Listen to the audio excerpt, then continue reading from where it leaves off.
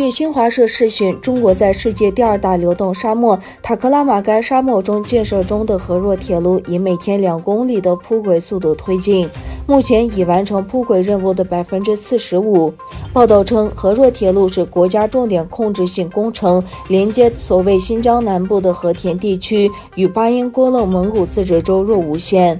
线路全长25公里，其中约3/4的路段穿越流动性沙漠，因此防风固沙成为建设工作的挑战。河若铁路建成之后，将与格库铁路、南疆铁路相连，在塔里木盆地形成一条环形铁道线。近年来，中国政府已在东突厥散领土上修建了许多机场和铁路。海外分析人士一直在强调，这些运输网络已经超出了正常需求，因此他们认为这些路线不是为了客运，而是因为中国政府计划将大量人员迁移到西部，并加快剥夺维吾尔人的地下资源。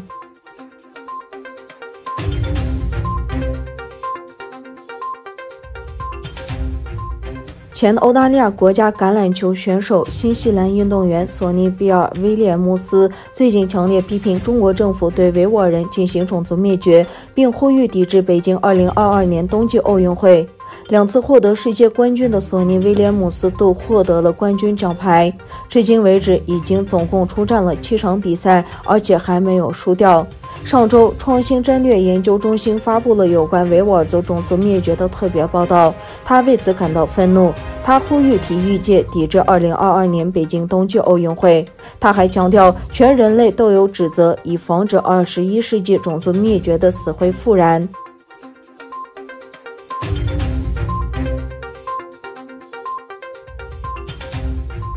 电动车大厂特斯拉执行长穆斯科于美国当地时间20日表示，特斯拉不会向美国政府提供其车辆在中国或其他国家收集的数据。中国政府正在限制军队人员和重点国企的员工使用特斯拉的汽车，理由是担心特斯拉汽车收集的数据可能导致国家安全信息泄露。莫斯科通过网络参加中国发展高层谈论会议时指出，特斯拉在美国或中国的分公司不会收集敏感或个人数据，然后与美国政府分享，并保证中国客户的数据会得到充分保护。莫斯科指出，如果特斯拉利用其汽车在任何国家进行间谍活动，那么它将在任何地方被关闭，因此特斯拉有很强的动力来保证机密性。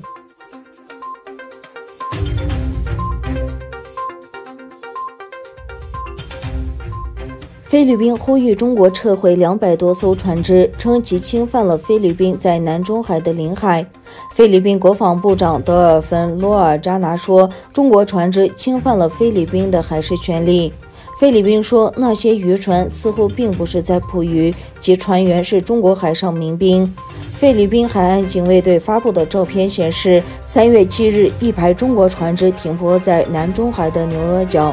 菲律宾称其为朱利安·费利佩角。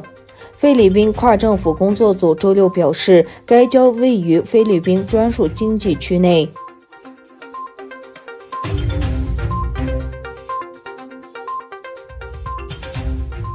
俄罗斯驻美大使已返回莫斯科，将讨论美俄关系前景。据塔斯社报道，在美国总统拜登称他认为普京是个杀手后，俄罗斯驻美国大使已被紧急召回。大使已于周日抵达莫斯科，将讨论如何解决美俄关系恶化的问题。据报道，美国情报部门16日发布报告称，俄罗斯在2020美国总统大选期间支持特朗普，对拜登竞选团队进行打压。